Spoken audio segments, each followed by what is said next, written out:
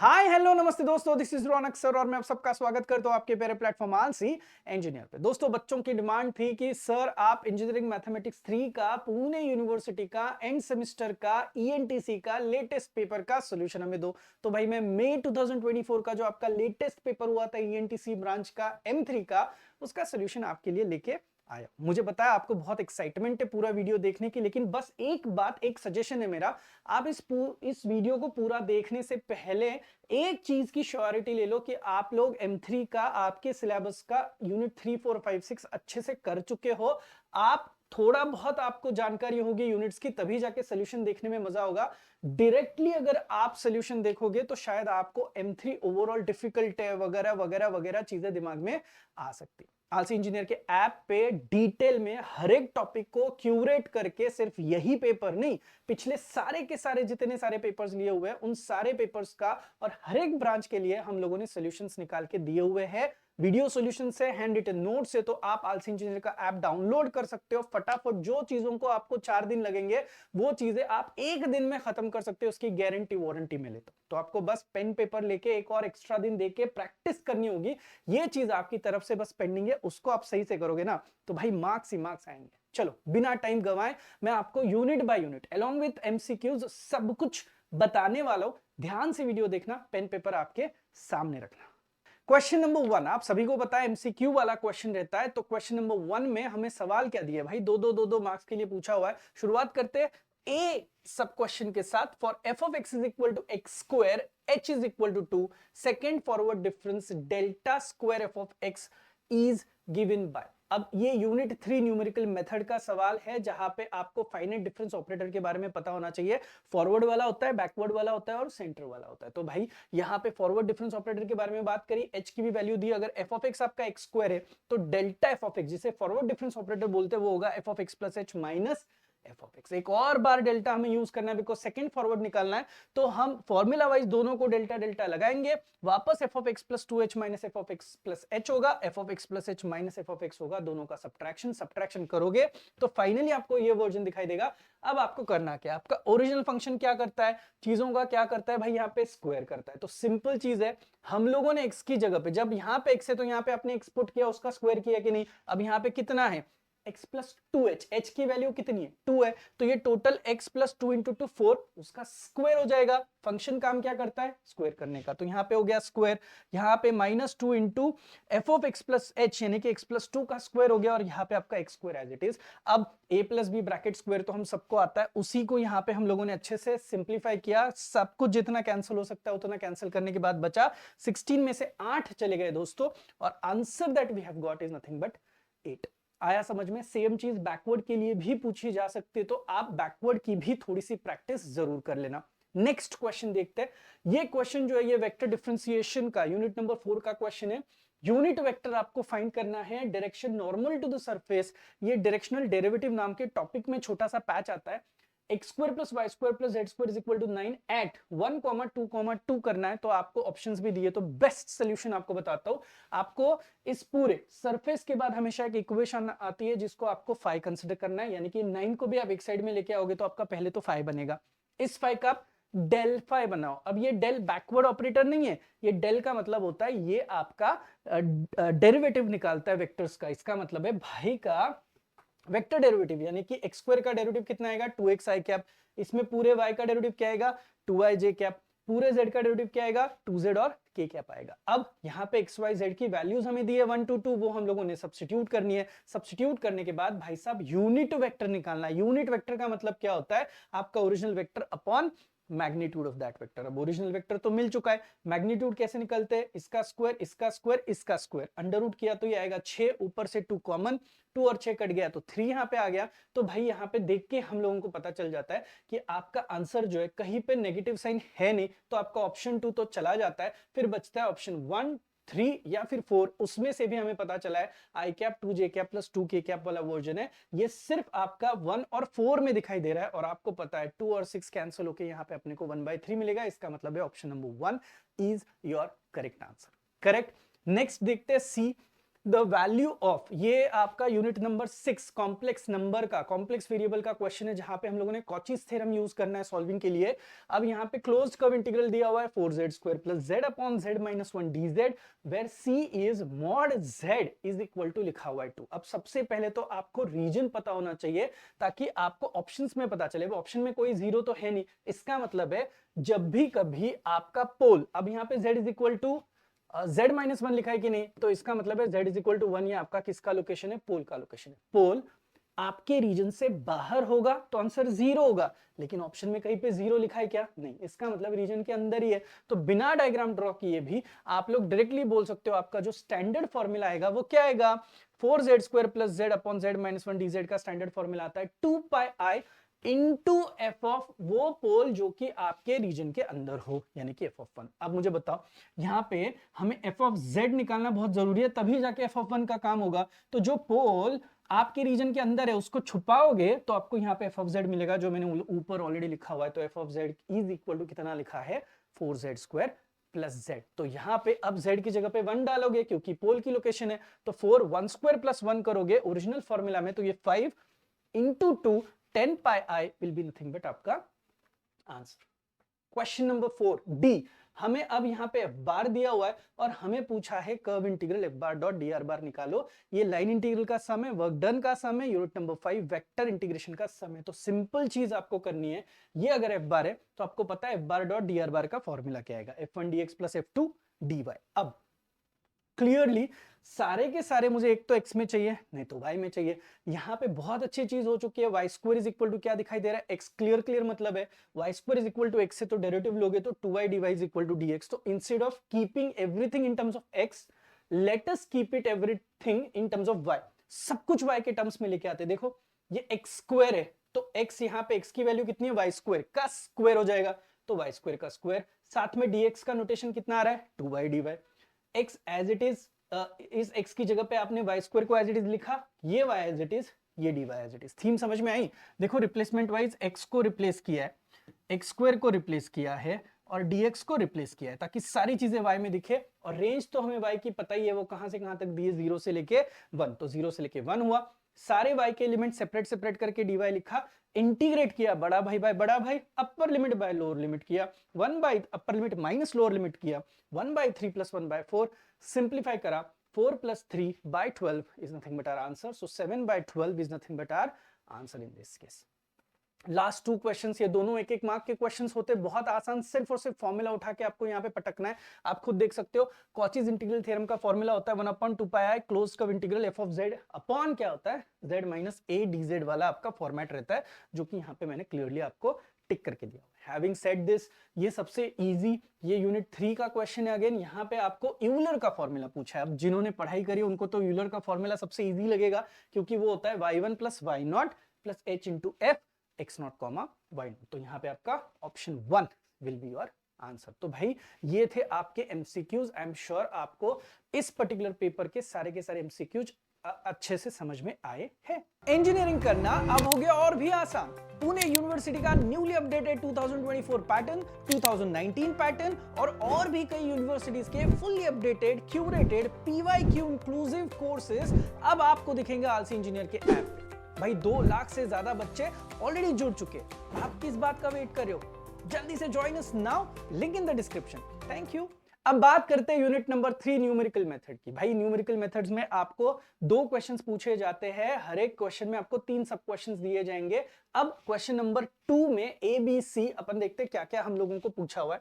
Find value of y for x is equal to 0.5 using Newton का forward difference interpolation use करके हम लोगों को फॉर्मूला निकालना है, आंसर निकालना है। अब देखो x की वैल्यू दी है 0 1 2 3 4, y की वैल्यू भी हम लोगों को दी है। सबसे इंपॉर्टेंट चीज, जब भी कभी आप न्यूटन का फॉरवर्ड इंटरपोलेशन यूज करोगे आपको लगेगा टेबल के लिए x और y की वैल्यू वर्टिकल लिखो, फिर यहाँ पे डेल्टा y निकलता कैसा है, 5 - 1 25 - 5 100 - 25 250 - 100, आपको समझ में आ जाएगा। ऐसे करते करते हम लोग टेबल के पास जाएंगे। बहुत सारे बच्चों को ये लगता है कि भाई एंड हमेशा 0 से होना चाहिए, नहीं, ऐसा नहीं है। किसी भी तरीके से आप इसको सॉल्व करोगे तो ये कोई भी वैल्यू चल जाती है। लोगों को लगता है कि मैं गलत गया हूं, तो उनकी गलती नहीं है।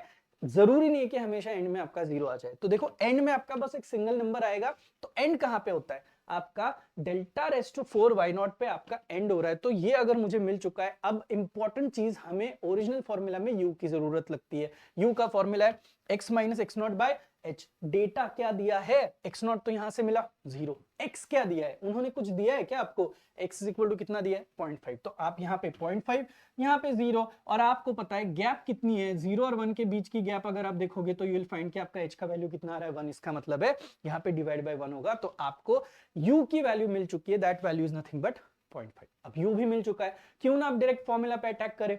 According to Newton's forward interpolation standard formula क्या है भाई, y is equal to y not plus u delta y not plus u into u minus 1/2 factorial delta square y not so and so forth. यहाँ पे जहां पे y not delta y not ये जो दिख रहे हैं ना, y not delta square y not delta cube y not delta raise to 4 y not, ये सारे अपने यहां से ऊपर से रेडी है फॉरवर्ड वाले, और उसके साथ साथ u की वैल्यू 0.5 सब जगह पे सब्स्टिट्यूट करोगे, आपका कैल्सी जिंदाबाद, सारी वैल्यू पुट अप करोगे तो आपको यहाँ पे y का कुछ आंसर मिलता है दोस्त, that answer is nothing but 4.1796। While finding answer हो सकता है कुछ कम ज्यादा मेरे से कैलकुलेशन में हुआ हो, आप बस ख्याल रखो बेसिक प्रोसेस आपको समझ में आए भाई किस तरीके से सम को हम लोगों ने यहाँ पे सॉल्व किया हुआ है। नेक्स्ट सम, सिम्पसन्स का 3/8 रूल हम लोगों को यूज करना है, न्यूमेरिकल इंटीग्रेशन वाला। यहाँ पे वैल्यू फाइंड आउट करनी है 1 से लेके 7 F of T D T for following data. सबसे अच्छा सम, क्योंकि इस पूरे सम में आपको एक चीज अच्छी लगेगी, टेबल खुद ही दिया है, तो अगर टेबल खुद दिया है तो आप खुद देख सकते हो, इस चीज को आप यहाँ पे y कंसिडर कर लो। अगर इसको y कंसिडर करोगे तो ये y0 हो गया, ये y1 हो गया, ये y2 हो गया, ये y3 हो गया, ये y4 हो गया, ये y5 हो गया, और ये y कितना हो गया 6 हो गया। तो भाई कंसिडरिंग दिस, अगर मैंने y is equal to f of t consider किया तो भाई देख सकते हो मेरे पास स्टैंडर्ड फॉर्मूला है सिम्पसन्स का 3h/8, और पहला और लास्ट नंबर का यहाँ पे एडिशन 2 इंटू सारे 3 के मल्टीपल्स और 3 इंटू सारे बच्चों हुए लोग। आप अगर ये पूरा फॉर्मूला सही से याद रखोगे तो आपको सारी वैल्यू ऑलरेडी दी है, सिर्फ पुटअप करनी है, बचा सवाल सिर्फ h का। तो h तो आपको पता है, इनके बीच का जो भी गैप रहेगा वो हमेशा h रहेगा, that is equal to 1 in this case. तो ये सब कुछ किया, सिंप्लीफाई किया, we got our answer for i, that is 4, 5, 6 in this case. Done. Next, dy by dx दिया हुआ है दोस्त x square plus y, y of 0 पे इज इक्वल टू 1 लिखा है, determine y at 0.02 using modified Euler's की method. अब modified Euler's की मेथड में h भी दिया हुआ है 0.02। बच्चे बेसिकली ये टेबल ड्रॉ नहीं करते, जो मुझे बहुत बुरा लगता है। मेरा पूरा कोर्स देखोगे, हर एक सब में मैंने जानबूझ के सारे बच्चों को रिक्वेस्ट की कि आपको टेबल कंपलसरी बनाना पड़ेगा। अब dy बाई dx को dy बाई dx नहीं बोलना है, उसको फंक्शन ऑफ x, y बोलना है, तो वो रेडी कर लिया। Next, initial value x not is 0, y not is 1, h is equal to 0.02। Setup ready किया, पहली वैल्यू 0, h की गैप है, इसका मतलब 0.02 पे कितनी वैल्यू आ रही है ये हमें फाइंड आउट करना है। शुरुआत मॉडिफाइड यूलर की शुरुआत हमेशा किससे होती है भाई, हमेशा यूलर अंकल से होती है, और आपको पता है यूलर से हम लोग सबसे पहले y1 लेके आएंगे। तो देखो y1 plus h into f of x not y not use करोगे तो यहां से आपको सबसे पहले किसकी वैल्यू आएगी, y1। अब बोलोगे अरे वाह सर सम खत्म हुआ, नहीं, ये सिर्फ यूलर्स था। मॉडिफाइड यूलर्स जब यूज करते हो तो कम से कम 2 इटरेशंस आपको यहाँ पे करने पड़ेंगे। ये है आपका y1 का first iteration, that you can see, this is the formula. Formula में सारी वैल्यू सब्स्टिट्यूट की, y1 के फर्स्ट इटरेशन का answer we have got something like this. Immediately after this आपको y1 का सेकंड इटरेशन भी निकालना है, इसको y2 मत बोलिएगा, ये y1 का सेकेंड इटरेशन है। द ओनली चेंज इज यहाँ पे आपको y1 का लेटेस्ट वर्जन यूज करना पड़ता है while calculating the answer. Once you calculate this, आपका आंसर यहाँ पे आ रहा है 1.0202, that is your final answer, और आपको यहाँ पे इसके पूरे मार्क्स मिल जाएंगे। समझ में आया, मजा आ रहा है।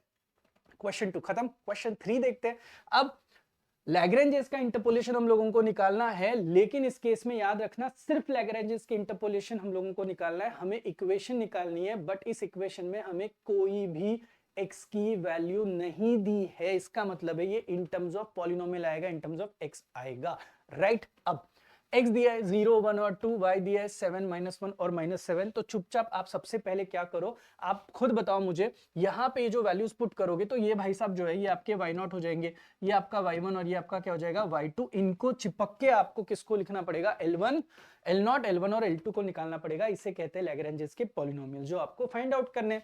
एल नॉट का फॉर्मूला यूज किया, वैल्यू सब्स्टिट्यूट करी, वी गॉट इक्वेशन। अब अनफॉर्चुनेटली जैसे मैंने बोला यहाँ पे x is equal to something something पूछा नहीं है, तो इक्वेशन x में ही रहेगी। सेम चीज हैपेंस विद L1, सेम चीज हैपेंस विद L2। अब आप यहाँ पे सारी वैल्यू डालो, जहां पे जो चीजें कैंसिल होनी है वो कैंसिल होने की कोशिश करेंगी, और आपको पूरा का पूरा आंसर यहाँ पे सिंप्लीफाई करने के बाद एक इक्वेशन मिलेगी। As I said, it will be in terms of polynomial and the equation looks like x square minus 9x plus 7 के हिसाब से दिखते हैं। आप चाहिए तो ये वैल्यू भी सब्स्टिट्यूट करके देखना, तीनों के तीनों सारे के सारे x के वैल्यू के लिए y की वैल्यू सेटिस्फाई होती ही होती है। इसका मतलब भाई अपन यहाँ पे जीत हो चुके हैं। Understood. Next, by trapezoidal rule हमें फाइंड करना है वैल्यू ऑफ 0 से लेके 1 लिखा है 1/1 plus x square by taking h is equal to 0.25। Again यहाँ पे टेबल नहीं दिया है, तो खुद से टेबल निकालने के लिए आपको सबसे पहले तो क्या करना पड़ेगा, x के क्या क्या सैंपल जाते हैं मुझे बताओ। x की रेंज यहाँ पे कहां से कहां तक बोला है, 0 से लेके 1, और h कितना दिया है 0.25। तो ऑफकोर्स 0 के बाद नेक्स्ट सैंपल रहेगा 0.25, देन 0.5 रहेगा, देन 0.75 रहेगा, एंड देन अल्टीमेटली यहाँ पे क्या रहेगा 1। इसका मतलब है x की इतनी सारी वैल्यूज के लिए हम लोगों को करस्पॉन्डिंग y निकालना है, जो कि हमें ऑलरेडी फॉर्मूला में दिया जाता है। ये भाई साहब जो होते हैं, ये भाई साहब हमेशा y बोले जाते हैं, तो अकॉर्डिंगली y निकाला। एक बार टेबल आ गया तो सबसे सुखी इंसान हो आप, क्योंकि आपको बस ट्रेपेजोइडल रूल का स्टैंडर्ड फॉर्मूला यूज करना है h/2, पहले और लास्ट का एडिशन प्लस 2 इंटू बचे हुए सारे लोग, वैल्यू पुट करो, get your answers done, and Ram Ram. Question C, Runge Kutta method से हम लोगों को सम को सॉल्व करना है भाई साहब। फोर्थ ऑर्डर है, dy by dx is equal to x square plus y square and y of 1 is equal to 1.5 in the interval. अब जो पेपर था उसमें यहाँ पे 1.5 आया था, हाँ, तो अगर 1.5 आया तो h इज इक्वल टू यहाँ पे 0.1 देने के बाद क्या हो रहा था पता है, ये जो टेबल है 1, 1.1, 1.2, 1.3, 1.4 और 1.5, यानी कि हमें इतने सारे y लोग निकालने पड़ते हैं, y1, y2, y3, y4, और हर एक के फोर्थ ऑर्डर के k लोग, यानी कि 20-25 वैल्यू निकालनी पड़ती। तो ये क्लियर कट उनकी तरफ से गलत सम आया था। उन्होंने इधर जैसे मैंने लिखा है 1.1 और ये 0.1 देना चाहिए था, अगर ये 1.5 दिया है तो ये 0.5 देना चाहिए था, तब जाके आपका 5 मार्क के सम के हिसाब से आपको सिर्फ एक y की वैल्यू फाइंड आउट करनी होती है, जिसके 4 k लोग रहेंगे, बिकॉज फोर्थ ऑर्डर रंगे कुट्टा हम लोग यहाँ पे यूज करने वाले हैं। तो ये चीज समझ लो, ये गलती हुई थी, तो ये करेक्शंस कॉलेजेस की तरफ से बताना बहुत जरूरी था। तो देखो भाई, dy by dx is equal to जो दिया है वो हम लोगों का फंक्शन होता है। x नॉट की वैल्यू यहां से मिल रही है, x नॉट की वैल्यू 1 और y नॉट की वैल्यू 1.5।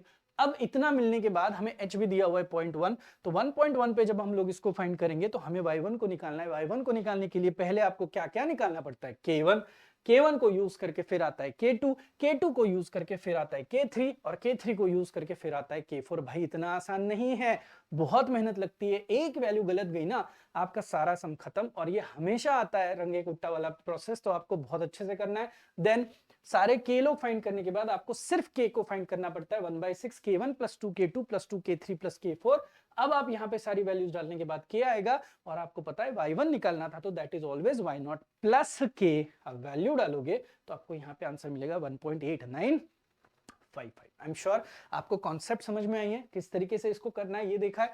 फॉर्मूले आपको सही से याद होने चाहिए। बहुत बारी क्या होता है, फॉर्मूले याद होने के बाद की नेक्स्ट स्टेप में बच्चे गलतियां करते हैं। कुछ मत करो, फंक्शन क्या बोल रहा है, फंक्शन बोल रहा है दोनों के स्क्वायर्स हैं, तो आप यहाँ पे दोनों ओरिजिनल को लिख के उनके स्क्वायर मार दो, फिर यहाँ पे वैल्यू सब्स्टिट्यूट करना शुरू करो। इसके बाद की नेक्स्ट स्टेप बहुत मैटर करती है। तो भाई ये था आपका unit number 3। I am sure आपको ये सब कुछ बहुत अच्छे से समझ में आया है। अब देखते हैं यूनिट नंबर 4। भाई यूनिट नंबर 4 में आपको क्वेश्चन नंबर 4 कवरिंग आता है, क्वेश्चन नंबर 5। ये बहुत ध्यान से देखना, ये डायरेक्शनल डेरिवेटिव, इररोटेशनल, वेक्टर आइडेंटिटीज, यानी कि ओवरऑल वेक्टर डिफरेंशिएशन के ऊपर डिपेंड करता है। पहला सवाल, हमें dd फाइंड करना है of the function phi is equal to something something. बहुत फेमस क्वेश्चन, बहुत अच्छा समय है एग्जाम में आपको। आप देखो प्रोसेस क्या होती है dd निकालने की, पहले तो आपको phi दिया जाता है, आप उसका डेल फाई निकालोगे। डेल फाई मतलब विद रिस्पेक्ट टू सबका with respect to x derivative y cap, सबका with respect to y derivative j cap, सबका with respect to z derivative k cap. फिर आपको एक पॉइंट दिया जाएगा जो दिया है 1, 2, -1, इस पे वैल्यूज पुटअप करो और फिर आप एक डेल फाई लेके बाजू में हो जाओ। डेल्फाई के बाद आपको 5-6 ऑप्शंस में से, अब यहाँ पे क्लियरली एक वेक्टर दिया हुआ है, उस वेक्टर को नाम दो कि भाई तू मेरा ए बार। उस ए बार का आप ए कैप निकालो। ए कैप मतलब यूनिट वेक्टर, निकलता कैसे, vector upon magnitude of that vector. यहां पे याद रखना -8 का स्क्वायर, कोई भी स्क्वायर नेगेटिव नहीं होता है, तो -8 का स्क्वायर +64, -8 का स्क्वायर +64, 4 का स्क्वायर 16, ये सब कुछ आपको अंडर रूट में सिंप्लीफाई करके √144 यानी कि 12 दिखाई देगा। सिंप्लीफाई करोगे तो ये आपका आएगा a cap. As soon as you get your answer for a cap, आपको डी का स्टैंडर्ड फॉर्मूला पता होना चाहिए, जो क्या करता है, इस डेल फाई का डॉट प्रोडक्ट लेता है ए कैप के साथ, और डॉट प्रोडक्ट में आई की जोड़ी आई के साथ, जे की जोड़ी जे के साथ, के की जोड़ी के साथ सिंप्लीफाई करना है, and the answer that you get in this case is 1/3। Next, show that F bar is equal to कुछ कुछ दिया हुआ है, it is irrotational and find scalar potential phi such that F bar is equal to del phi.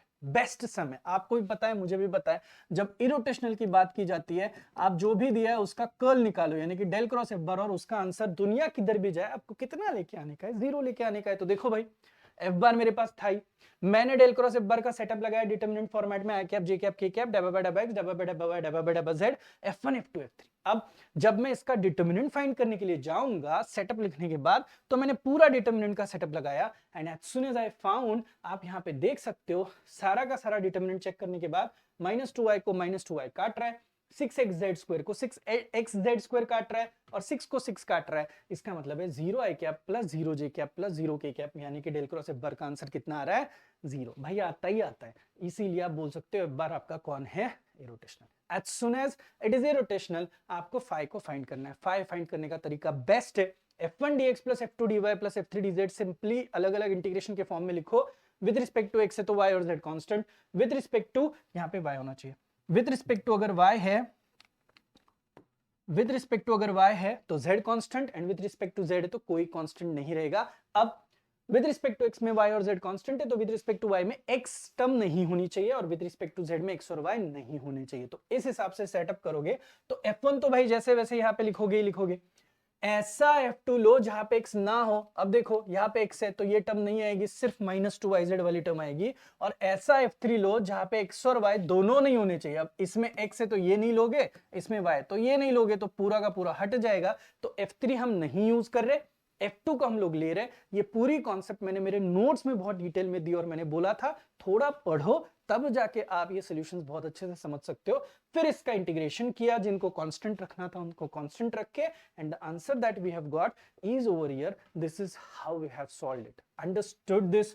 Next, if r bar cross dr bar by dt is equal to 0, then show that r bar has constant direction. सबसे पहली चीज, कोई भी vector, यानी कि अगर r बार नाम का वेक्टर है तो वो बना किससे भाई, मैग्नीट्यूड सिर्फ r, एंड उसकी डायरेक्शन क्या होती है, r कैप। अब अगर आपको r कैप को कांस्टेंट दिखाना है तो आपको दुनिया किधर भी जाए उसका डेरिवेटिव हमेशा क्या करो, 0 दिखाओ। देखो लॉजिक है, अगर आप कांस्टेंट का डेरिवेटिव बोलोगे तो आंसर कितना आता है, 0। इसका मतलब है इस प्रोसेस में r कैप जो है वो ऑफिशियली बोल सकते हो is a constant, because derivative का आंसर कितना लाए हो आप, 0। इसीलिए आपको कुछ भी हो, अब dr कैप बाय dt का आंसर 0 लाना है। वो लाने के लिए मैंने क्या करा, मैंने यहाँ पे dr bar by dt is equal to d by dt, पहले तो डेरिवेटिव ले लिया, इसको u इसको v कंसिडर किया, और u derivative v plus v derivative u किया, है ना। फिर उसका क्रॉस मल्टीप्लिकेशन किया किसके साथ, आर बार के साथ, तो दोनों तरफ आर बार आर मैंने मल्टीप्लाई कर लिया। अब बताओ मुझे, इस ओरल प्रोसेस में आपने एक चीज नोटिस करी होगी कि भाई आपका r bar cross d r bar by d t का आंसर जो आएगा that is always equal to कितना आएगा, 0 आएगा, क्योंकि उन्होंने दिया हुआ है तो ये आंसर 0 लिखा, है ना। फिर आपके पास कितने लोग बचे, 2 लोग बचे, r bar cross r d r cap by d t and r bar cross d r bar by d t into r cap. अब सच में बताना मुझे, आपको यहां पे ये सब कुछ देख के यहाँ पे r cap cross r cap दिखाई दे रहा है, आर कैप का cross product with r cap of course 0 आएगा, because same to same unit vector एक ही डायरेक्शन में है, तो आंसर क्रॉस प्रोडक्ट का 0 आता है। ये 0 हो गया, बचा कौन, सिर्फ ये भाई साहब बचे। अब जब ये भाई साहब बचे हैं तो इन भाई साहब के हिसाब से आपके पास 2 ही ऑप्शन है, एक तो ये भाई साहब आर कैप आर बार 0 जो कि नहीं हो सकता है, या फिर ये पूरा का पूरा टर्म 0, पूरा टर्म 0, तो आर इधर नीचे आके स्वाहा हो जाएगा, बचा कौन, D r cap by d T. तो अल्टीमेटली अगर D r cap by d T 0 है तो आर कैप आपका कांस्टेंट है। ये प्रूव किया, बहुत स्मार्टली प्रूव किया, इसको ना शांति से देख लेना, आपको समझ में आ जाएगा सर ने इसको किस तरीके से सॉल्व किया हुआ। नेक्स्ट, 4 कोरिंग मैंने बोला था, क्वेश्चन नंबर 5, वापस डीडी का समय, और बिल्कुल सेम तरीके का सम लग रहा है मुझे, सेम तरीका। आपके पास आपको फाई दिया जाएगा, आप उसका डेल्फाई निकालो, डेल्फाई एट अ पॉइंट निकालो, डेल्फाई निकाल के बाजू में हो जाओ। फिर आप देखो आपको क्या दिया है। अब यहाँ पे क्लियरली दिखाई दे रहा है, मुझे यहाँ पे वेक्टर दिया, उसको आप ए बार बोलोगे, उसका ए कैप निकालोगे और उन दोनों का यहाँ पे डॉट प्रोडक्ट लोगे, सिंप्लीफाई करोगे, जो आएगा वो आपका फाइनल आंसर रहेगा। Next, prove that F bar is equal to x i cap plus y j cap upon x square plus y square is solenoidal. अब सोलेनोइडल का सबसे इंपॉर्टेंट चीज मैं आपको बताता हूं, इसका मतलब है डेल डॉट आपको जो भी दिया हुआ है उसका आंसर आपको किसी भी तरीके से क्या लेके आने का है, 0। अब देखो भाई एफ बार है तो मैं उसका F1 और F2 इंडिविजुअली लिख चुका हूं यहां पे। अब हमें अगर सोलेनोइडल दिखाना है, जैसे मैंने बोला डेल डॉट एफ बार का आंसर 0 दिखाना है, तो डेल डॉट एफ बार कर लेते हैं।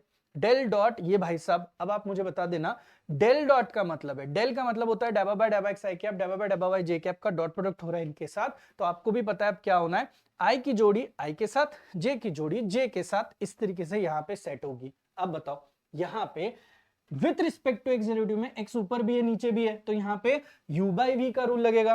विथ रिस्पेक्ट टू y में y ऊपर भी है y नीचे भी है, तो यहाँ पे भी u बाई वी का रूल लगेगा। तो भाई v square v derivative u minus u derivative v, standard formula use किया है मैंने। अब उसका बेस सेम है तो ऊपर का पूरा न्यूमरेटर मैंने यहाँ पे ऐड कर दिया and I got my answer has to be 0। वैसे तो काफी इजी सम था, लेकिन बच्चों को ये क्लिक नहीं होता है कि डेल को हम लोगों को रिप्लेस करना है बाय डैबा एक्स आई कैप प्लस डैबा बाय डैबा वाई जे कैप, तभी जाके ये क्लियर हो जाएगा। Next, prove that del dot r del 1 by r raise to n is equal to n into n minus 2 r raise to n plus 1। यार ये बहुत मस्त सम है, ये सम नोट्स में तो मैंने दिया ही दिया है, इसका एक और वर्जन है, यहाँ पे एक 5 देते हैं 1 अपॉन आर रेस टू 5 वाला, ये भी बहुत फेमस सम है। तो ये सम का पैटर्न है ना, इसके लिए आपको सबसे पहले ब्रैकेट में जो चीजें उनको वर्क करनी पड़ती है। तो उसके लिए फॉर्मूला क्या है भाई, बहुत स्टैंडर्ड फॉर्मूला है, del of f of r. मैंने ना अराउंड 20 फॉर्मूला का सेट ही रटने के लिए दिया हुआ है और उसके कुछ नंबर सॉर्ट करे कि वो आपको रटने ही रटने। जैसे del of f of r ये 6 नंबर का मेरा फॉर्मूला है, फिर del dot 5 into u bar 14 number का मेरे नोट्स में फॉर्मूला है, डेल डॉट आर बार 3 है 12 नंबर का फॉर्मूला है। तो ये सारे फॉर्मूलाज को कॉम्बिनेशन में यूज करने के बाद हम लोगों को अल्टीमेटली जो उनको राइट हैंड सही चाहिए वो हम लोगों ने राइट हैंड साइड यहाँ पे प्रूव करके दिया। अभी डिटेल में सिखाने का कोई मतलब नहीं, क्योंकि इसके लिए बहुत प्री रिक्विजिट्स पहले से आना जरूरी होता है। आई एम श्योर आपको अब यूनिट 4 में क्या क्या पूछा था ये सब कुछ बहुत अच्छे से समझ में आ चुका है। देखते हैं यार यूनिट नंबर 5 यानी कि वेक्टर इंटीग्रेशन के कौन से क्वेश्चंस पूछे गए हैं। तो भाई क्वेश्चन 6 को और क्वेश्चन 7 है, ये आपको पता चल चुका है। पहले देखते हैं ए वाले में क्या पूछा है। वर्क डन फाइंड करने के लिए बोला है। वर्क डन जब भी पूछते तो आपको पता है हमें क्लोज्ड कर्व इंटीग्रल किसको फाइंड करना होता है, क्लोज नहीं, आप किसी भी तरीके से ले लो, F bar dot d r bar find करना है। तो आप यहाँ पे क्लोज नहीं लोगे, रेगुलर इंटीग्रेशन भी लोगे तो भी चलेगा।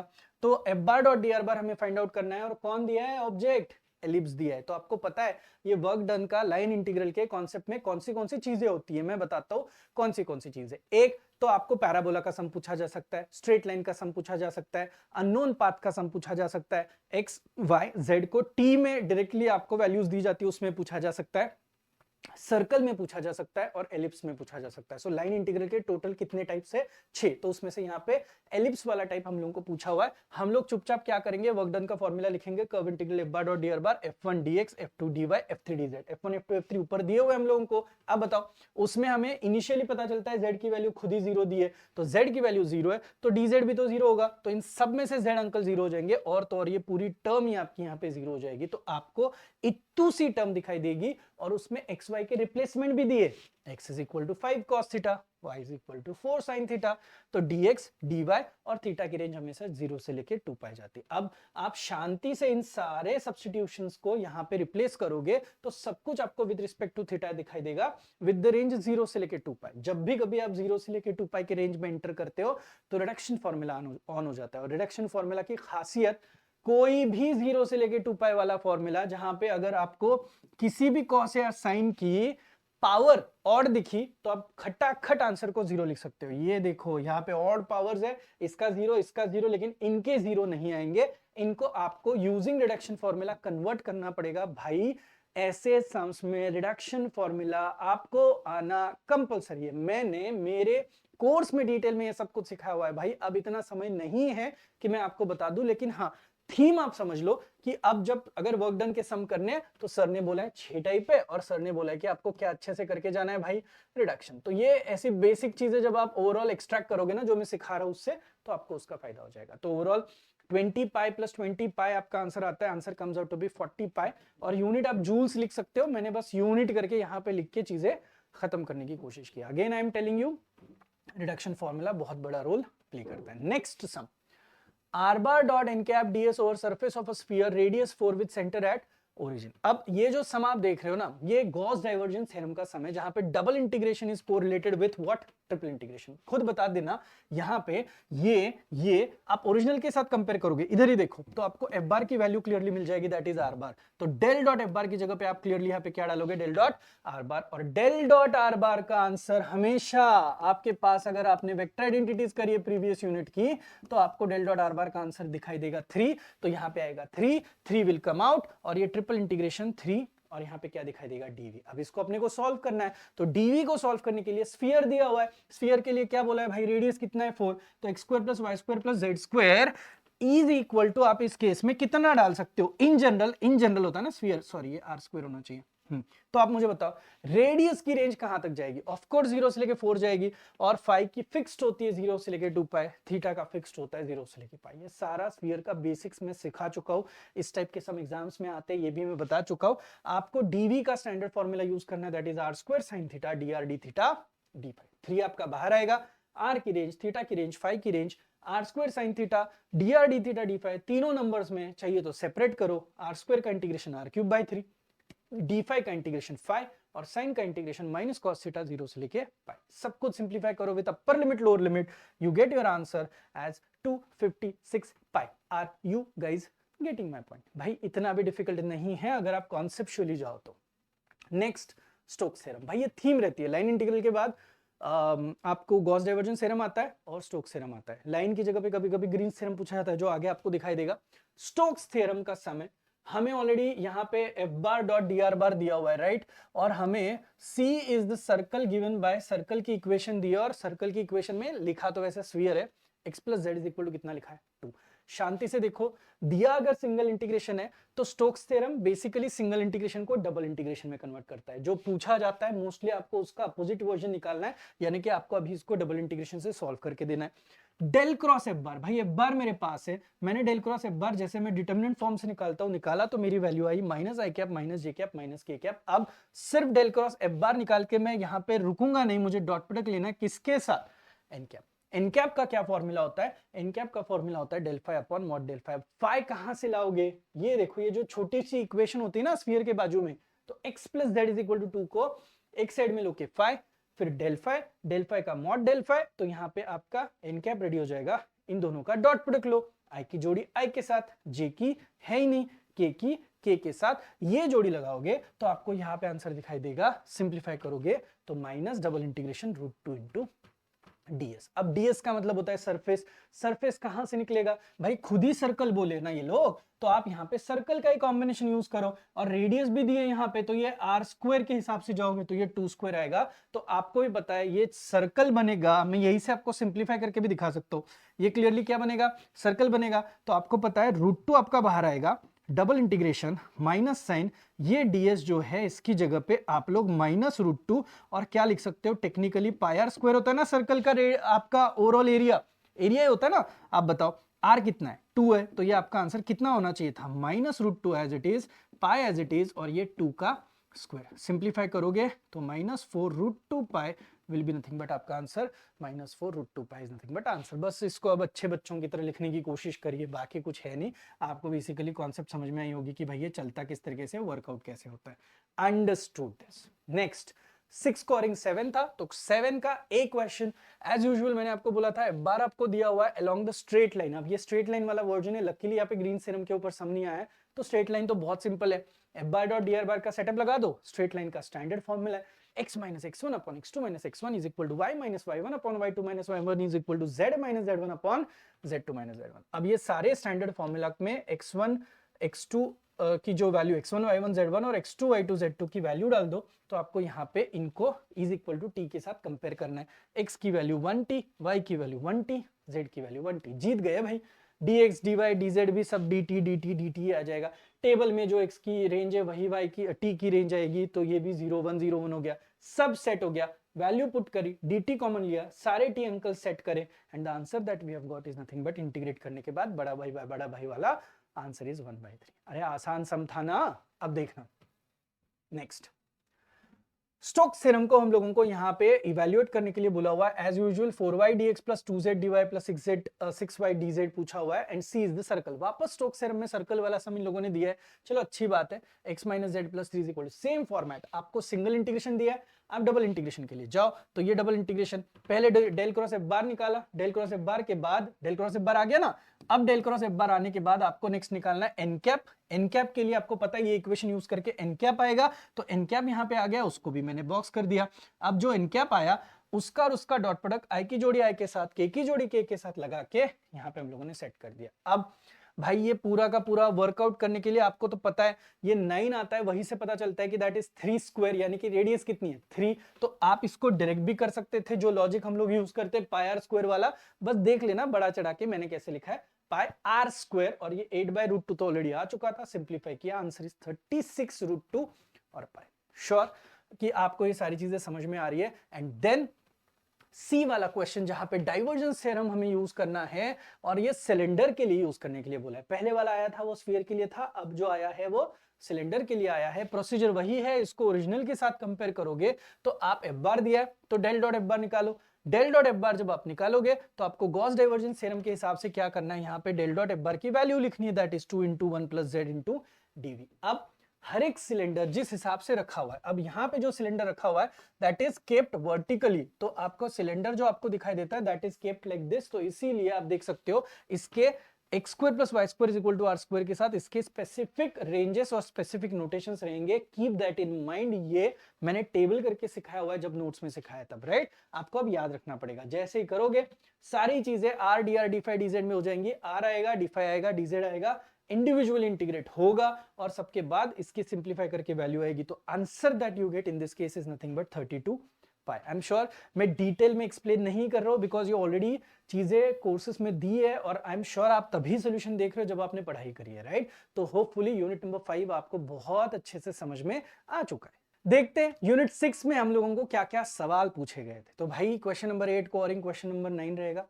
क्वेश्चन 8 में जो पहला सवाल आया ना, यहीं पे एक दिक्कत हो गई, ये हार्मोनिक एनालिसिस वाले टॉपिक में आया था। अब हार्मोनिक फंक्शन जब होता है, देखो एक एनालिटिक फंक्शन और एक होता है आपका हार्मोनिक फंक्शन।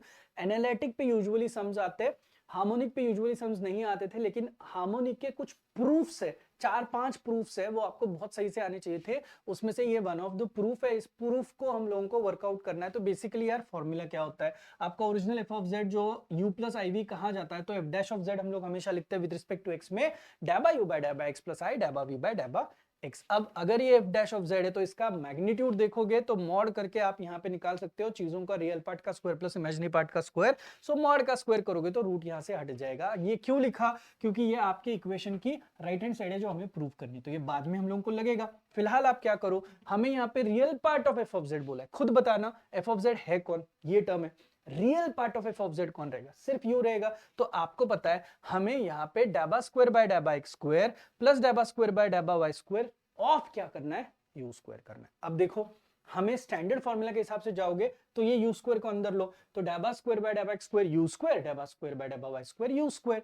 अब ये इक्वेशन 2 को हम लोग सिंप्लीफाई करेंगे, यानी कि इस यू स्क्वायर का पहली बार with respect to x derivative निकालेंगे तो 2u डैबा यू बाय डैबा एक्स आएगा। एक और बार डेरिवेटिव निकालोगे तो आपका 2 बाहर, यहाँ पे यूवी रूल यूज करना पड़ेगा, u चुप बैठा v का डेरिवेटिव, v चुप बैठा u का डेरिवेटिव। तो आपका फॉर्मेट कुछ इस तरीके से आता है। आपको बता दूं, जैसे ही आपका डैबा स्क्वायर बाय डैबा एक्स स्क्वायर यू स्क्वायर का फॉर्मेट आएगा, exact on the similar line आपका डैबा स्क्वायर बाय डैबा वाई स्क्वायर का फॉर्मेट आएगा। सिर्फ आपको जहां जहां पे एक्स दिखता है वहां वहां पे वाई का रिप्लेसमेंट देना है। अब मुझे बताओ, आपके पास ये 3 और 4 रेडी है, यानी कि लेफ्ट हैंड साइड चेक करोगे तो 3 और 4 मतलब आपका इक्वेशन 2 का ओवरऑल दोनों टर्म्स जिनको आप ऐड कर सकते हो, दोनों को ऐड करोगे तो आपको यहाँ पे कुछ ना कुछ दिखाई देना शुरू हो जाएगा। जैसे ही आपने इन दोनों को ऐड किया तो आप देखो डैबा स्क्वायर यू बाय डैबा एक्स स्क्वायर प्लस डैबा स्क्वायर यू बाय डैबा वाई स्क्वायर का वैल्यू हमेशा कितना होता है, 0। यही तो आपका हार्मोनिक फंक्शन का रूल है, देख सकते हो आपका यहाँ पे ये आंसर 0 आ गया। बचा कौन, डाबा यू बाय डाबा एक्स ब्रैकेट का स्क्वायर प्लस डाबा यू बाय डाबा वाई ब्रैकेट का स्क्वायर। सच बताना अभी इस केस में हम लोगों को कितनी चीजें पता है, ये अगर आपने देखा होगा और आपने क्वेश्चन नंबर 1 जो मैंने यहाँ पे निकाल के रखी है वो देखी होगी, तो दोनों सेम है, तो ये 2 यहाँ पे जैसे के तैसे आएगा और ये पूरी टर्म ये तो 0 हो गई, इस पूरी टर्म को देखोगे तो this can be written as f dash of z का मॉड और उसका स्क्वायर। आप खुद देख लेना, आपको राइट हैंड साइड क्या लानी थी, 2 into mod of F dash of Z bracket का स्क्वायर। इसमें एक चीज जो आपको समझ में नहीं आई होगी वो ये है, जब आप पढ़ोगे तभी समझ में आएगा, डाबा स्क्वायर यू बाय डाबा एक्स स्क्वायर अगर आपका फंक्शन हार्मोनिक है तो ये आंसर जो होता है ना ये हमेशा आपका कितना होता है, 0। ये हार्मोनिक फंक्शन का रूल है दोस्तों जो आपको यहाँ पे यूज करना पड़ेगा। आई एम श्योर आपको ये समझ में आया होगा। अब क्वेश्चन नंबर 8 के ए के साथ 8b के लिए जाते हैं। ये भी काफी ट्रिकी क्वेश्चन आया था आपको, ये दिया था log z। जब पहली बार आया मुझे लगा यार ऐसे कैसे क्वेश्चन आया, ये तो थोड़ा इनवैलिड वाला क्वेश्चन दिखाई दे रहा है, लेकिन आप इसको देखोगे तो इसको बेसिकली इन लोगों ने पोलर फॉर्म में लिख के फिर सॉल्व करने की कोशिश करी, इसीलिए बहुत इंटरेस्टिंग क्वेश्चन है। आप देख लेना, z यूजुअली होता है x प्लस आई वाई, करेक्ट। z को हम लोग x को लिख सकते हैं r cos थीटा, y को लिख सकते हैं r sin थीटा।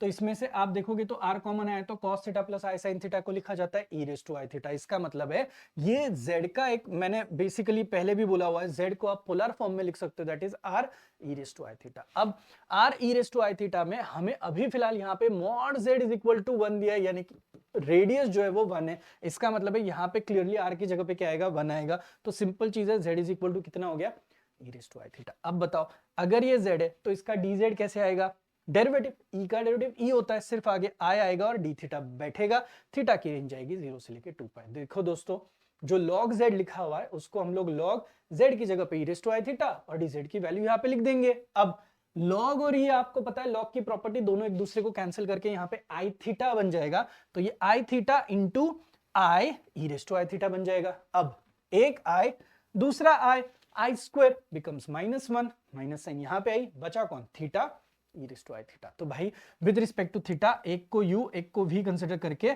आप इसको uv रूल के हिसाब से सॉल्व कर सकते हो। इंटीग्रेशन का इंटीग्रेशन बाय पार्ट सॉल्व करने के बाद आपको कुछ इस तरीके से मिलेगा, जिसका अपर लिमिट 2 पाई है, लोअर लिमिट 0, अपर लिमिट लोअर लिमिट सब कुछ यहाँ पे सिंप्लीफाई करने के बाद आपको दो सब्स्टिट्यूशंस याद रखने, e रेज टू 0 की वैल्यू पता है आपको हमेशा 1 रहती है और e रेज टू i 2 पाई की वैल्यू भी हमेशा 1 रहती है। तो सब कुछ यहाँ पे सिंप्लीफाई करने के बाद the answer that we get over here is -2 pi upon i। अब चाहिए तो आप आंसर ऐसे भी रख सकते हो, लेकिन ये नीचे i की टर्म आई है तो आप i से मल्टीप्लाई और डिवाइड कर सकते हो ताकि नीचे i स्क्वायर बने, जिसकी वैल्यू -i, माइनस और माइनस कट जाए और आपको आपका आंसर मिले 2 पाई i। शांति से सम को देखना, थोड़ा अलग सा सम है, अजीब सा सम है, तो इंपॉर्टेंट सम भी है दोस्तों ये। नेक्स्ट बाइलिनियर ट्रांसफॉर्मेशन आना ही था, ये मैट्रिक्स वाला सम है। बाइलिनियर ट्रांसफॉर्मेशन में हम लोगों को अब देखो, आप देखोगे तो यहाँ पे आपको सारे के सारे z के वर्जन्स दिए हुए हैं और वो w यानी कि ओमेगा में ट्रांसफॉर्म होते हैं, तो z और w का कॉम्बिनेशन हम लोगों को पता है। मैंने यहाँ पे एक टेडी बेयर का डायग्राम भी निकाला हुआ है, जब आप नोट्स देखोगे तो आपको समझ में आ जाएगा। आप पढ़ोगे तो आपको पता है ये बेसिक रिलेशनशिप है, बाइलिनियर ट्रांसफॉर्मेशन ओमेगा और z में रिलेशनशिप है या फिर w और z में रिलेशनशिप है। इस रिलेशनशिप में ये वैल्यूज जो है, इन वैल्यूज को आप लोग बोल सकते हो w1 w2 w3, इन वैल्यूज को बोल सकते हो z1 z2 z3। Values put up करोगे, सब्स्टिट्यूट करोगे तो आपको कहीं ना कहीं रिलेशनशिप आएगी। हमेशा याद रखना कि टू टर्म्स यहाँ पे सिंप्लीफाई जितना हो सके उतना, ताकि आपको इसका मैट्रिक्स फॉर्मेट में जब कन्वर्जन हो तो चीजें आसान दिखे। देखो ABCD इज नथिंग बट आपको फाइंड करना होता है, रीजन बताता हूं, हमें एक्चुअल में ये रिलेशन लाना है AZ plus B upon CZ plus D। तो इसमें हमें कौन नहीं पता, A नहीं पता, B नहीं पता, C नहीं पता, D नहीं पता। तो ABCD का मैट्रिक्स फॉर्म है जहां पे यहाँ पे एडजॉइंट वर्जन यूज करना पड़ता है। एडजॉइंट बहुत सिंपल है दोस्तों, यहाँ पे आप W के कोएफिशिएंट्स यहाँ पे यूज करो, बचा हुआ नंबर इधर, Z के कोएफिशिएंट और बचा हुआ नंबर इधर। अब आप देखोगे तो एडजॉइंट का पहला मैटर सॉर्ट करो, अल्टीपल्टी करो डायगोनल एलिमेंट और ऑफ डायगोनल एलिमेंट की साइन चेंज करो। बहुत डिटेल में एक सम करोगे ना, सारे समझाना आपको शुरू हो जाएंगे। तो ये आया आपका दो मैट्रिक्स को बस मल्टीप्लाई करो। आई एम श्योर आपको मैट्रिक्स मल्टीप्लिकेशन आता है और i इंटू आई स्क्वायर भी आता है। तो ये मैट्रिक्स मैंने बहुत डिटेल में एक्सप्लेन करके यहाँ पे एक्सप्लेन करके लिखा हुआ है। तो A B C D की वैल्यू मिली, उनको भी सिंप्लीफाई करने की कोशिश करी। The answer that I get is W और ओमेगा, जो भी आपको बोलना है, 3z plus 2 upon z plus 1 आपको यहाँ पे दिखाई देगा। अंडरस्टूड। अब 8 वाले क्वेश्चन को औरिंग आता है क्वेश्चन नंबर 9। सेम चीज हमें अब डिटरमाइन के करना है। बहुत सिंपल सा समय एनालिटिक फंक्शन पे आया हुआ है।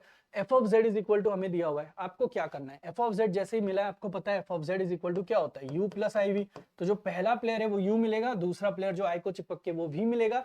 आपको क्या करना है, उसको अगर आपको ऑलरेडी दिया है एनालिटिक तो आपको के को डिटरमाइन करने के लिए कोई भी एक कंडीशन या इक्वेशंस की फॉलो करनी है। एक कंडीशन लेता हूं, डेबा यू बाय डेबा एक्स इज इक्वल टू डेबा वी बाय डेबा वाई।